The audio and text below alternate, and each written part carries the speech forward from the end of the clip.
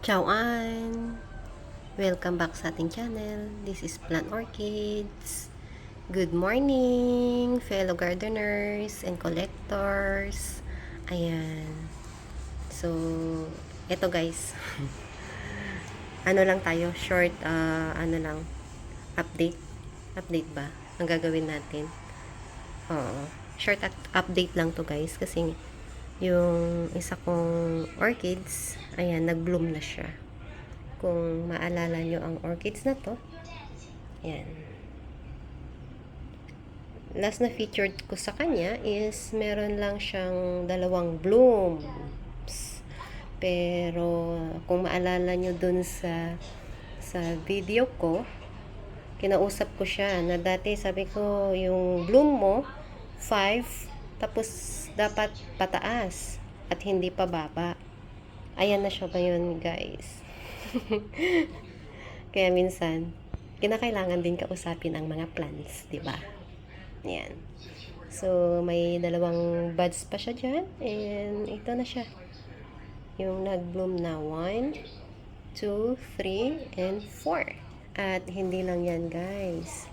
Ito, may isa pa siyang, ano ba yun? Nabubulol ako ngayon. Ayan. May isa pa siyang spike dyan. At, yung amoy, guys. Gustong gusto ko yung scent niya. Ayan siya. So, hindi pa siya nadiligan. Actually, at i-prepare ko siya kasi magsa-summer na. Kinakailangan ko nang palitan yung mga ganito guys. Oh. Kasi durog na yung mga yan. Hindi na yata nag-work. Ayan. So, kung gusto nyong malaman kung sino siya, ito ay ang aking Zygopetalum Rosy Blue. Yan. Yan. Ito. Ganda niya. Pabaliktad yung isang lips niya. Oh, pataas. Yung iba, yan. Oh, pababa. Yan. Ang ganda niya. Ganda-ganda niya, guys. Yan. Kinuha ko siya dito kasi kinakailangan ko lang siyang linisan at i-prepare for summer at bakasyon na rin kasi iwanan ko sila ng mga more than 10 days. Less than 20 days. So, dito tayo. Kinuha ko din tong pot na to with my ginger kasi wala na siyang water. Ayan. Kinakailangan ko na siyang tapapan ng water. Kaya, ipakita ko na rin lang ang beauty niya. Ayan. So, ito siya guys. Ayan. Hindi ko siya, ayaw ko siyang putulan kasi nagagandahan ako sa niya, titrilling ng niya. Ayan, stem niya. Ayan.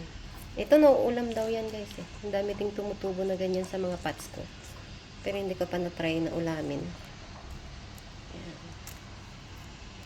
Ayan. And igilid muna natin siya. At dito tayo. Of course, hindi mawawala ang aking tulom niya. Kasi isa sa mga favorite orchids ko is tulom niya. Ito.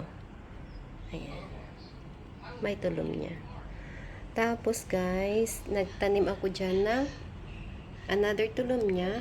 Ang pagkakaalala ko lang nito guys is yellow. Ito na lang yung natitira sa kanya simula nung iniwan ko siya last December. Ng 18 days yata, 19 days. Marami yung yung stem or yung leaves niya ang nag-yellow, nag-dried. So ito na lang yung natitira. So naisip ko baka mamaya iwanan ko siya ng more than 10 days na naman at matuluyan na siya. So nilipat ko na lang siya diyan. So ayan na yung guys, yung baby ng oncidium ko. Yan. Si Twinkle Pink yan, guys. Yan. And, ito, makikita nyo, madumi yung, niya. Kinuha ko din siya, guys, para linisan. So, ayan, naka-prepared na siya. May nilagay na akong ganyan niya. Inisa-isa ko na, unti-untiin, para hindi mabigla. Pag biglang ano tayo sa garden, mapapagod tayo, kaya unti-untiin lang natin. And lastly guys, this pot is my Belina. Ayan, niripat ko na siya guys with some of tulumnyas over here. Ayan, tatlo yan guys. Isa, dalawa, tatlo. Kumuha ako dun sa mga tulumnya ko na kapit lang sila sa ganitong puno guys. Oh. Ayan, kaya pagka iniiwan ko sila ng less than 20 days, nagde-dry talaga sila kasi, ayan. Ayan. Buti to, may water sa baba. Try lang guys. Kaysa mawala din sila. So naripat ko na siya. As you can see. Ayan. Naripat ko na to. Dun sa last na video natin. Madumi pa yung pot niya. Pero ayan na siya. Malinis na siya. Ang isang disadvantage pag nagripat ng plant na nagbo-bloom is ganito. Ayan. Pwede kang mawalan ng bloom guys. Ganyan. So, ayan. So, pinili ko na lang na yung bloom ang mawala kaysa yung whole plant ko. Kasi, napapansin ko, hindi na siya gaanong, masaya. Kaya, I decided to repat na lang siya. Yung bloom, mapapabloom ko pa naman. Pero, ayan siya guys, oh. Yung isang bud niya dyan, hindi nag-blast. So, okay lang. So, dito guys, isi-share ko sa inyo kung paano ko nililinisan yung leaves ng aking mga butterfly orchids. Here, I already prepared yung lemon water. Lemon yan sa guys. So, nilagyan ko ng water. Naggaganito ako guys. Naglilinis ako ng leaves. Parang once in a while lang. Hindi naman palagian. Ayan, nililinis ko dito. Dito lang wag sa ilalim. Ayan, dito lang. Tapos, guys, pag kinakailangan nyo din siyang linisan back ng plain water lang. Ayan, ganyan lang siya guys, maglinis. Once in a while ko lang itong ginagawa. Lalo na pagka ang orchids bagong bili. Ayan. Pero ito hindi na bagong bili to. Nalinisan ko na to once nung binili ko. Year na to sa akin. So, ayan siya guys. At ginagawa ko yung ganito pagka hindi siya masyadong mainit guys. Baka kasi masunog. Mga sensitive ang mga butterfly orchids. Lalo yung mga dahon nila at sensitive sila sa mga light. Kaya nga nasa lang sila. Shaded, ganyan. Or morning sunlight lang dapat. Ang mga butterfly orchids. Sa pagkaka-experience ko sa kanila. Ayan. So, ayan siya guys. Lahat ng butterfly orchids ko mamaya. Ginimisan ko na. Kung makikita nyo siya guys. Ayaw mag-focus. Madumi. Ayan. Ayan.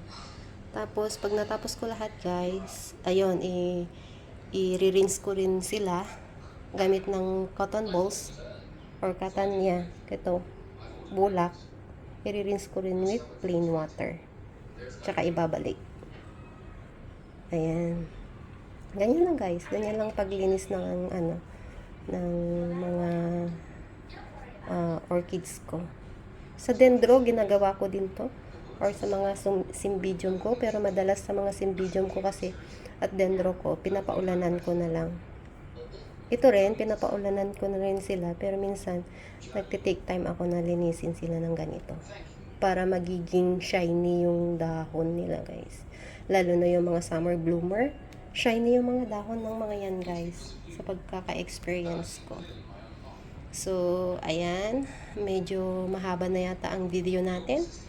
And, yeah. Shasheni. And, my pleasure to have you again in this video guys. And, don't forget to follow, subscribe. Para connected pa rin tayo sa next one. Or next video at vlog natin. Shasheni guys. Maraming salamat po. Bye!